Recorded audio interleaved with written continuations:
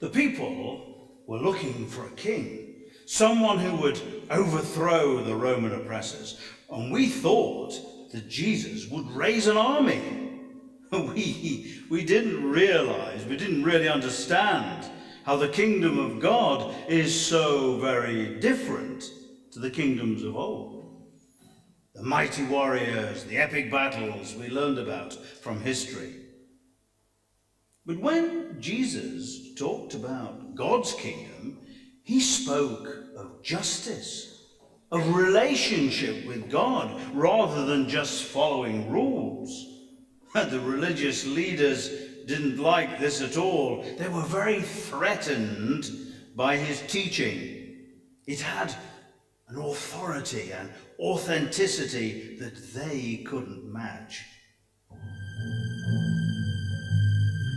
We knew that the high priests and the religious scholars were looking for a way to do away with Jesus, but fearful of the people, they were also looking for a way to cover their tracks. Somehow, though, Jesus always managed to be a step ahead of them. What they needed was an opportunity, and to persuade someone close to him to betray him.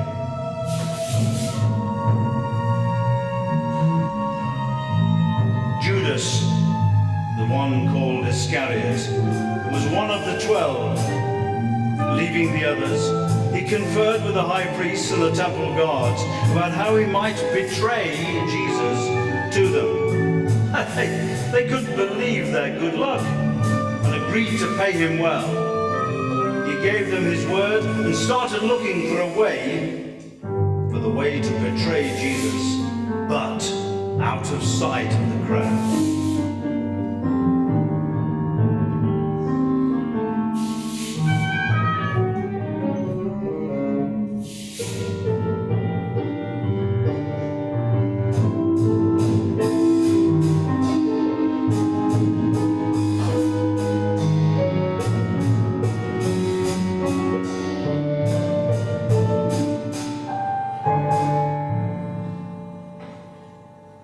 When he talked about the kingdom, well, he seemed to turn everything upside down. I mean, he said the greatest leader should be a servant.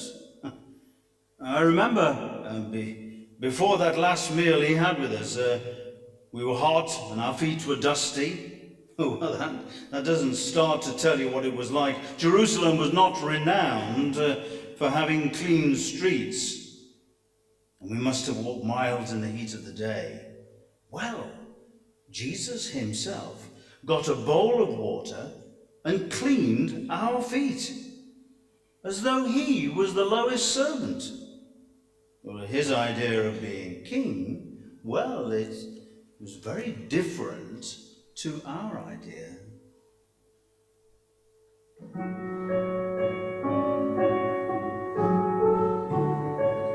That evening, we all sat down together for the Passover meal. Jesus, Peter, John, James, and the others. Judas was there too. And Jesus said, "You've no idea how much I look forward to eating this Passover meal with you before I enter my time of suffering. It's the last one I'll eat until we all eat it together in the kingdom of God." He told us that one of us would betray him. Well, we were all worried it might be us, but he already knew that it was to be Judas.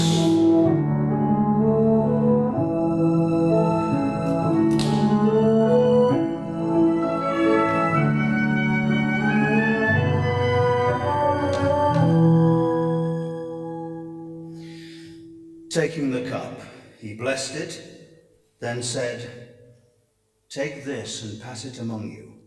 As for me, I'll not drink wine again until the kingdom of God arrives."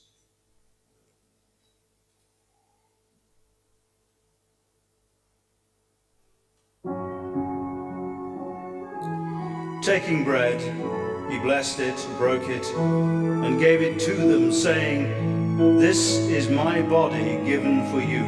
Eat it in my memory.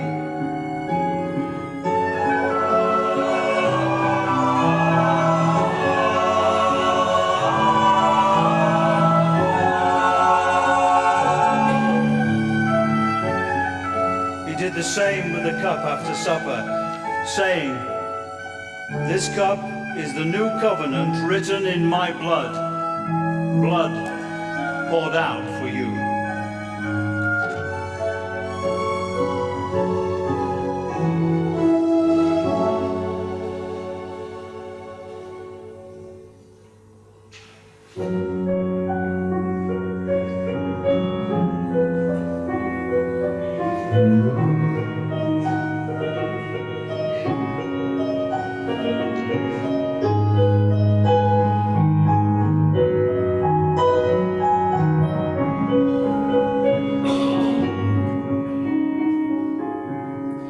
After supper, Jesus and the others went to the Mount of Olives. He often went there to pray in the garden.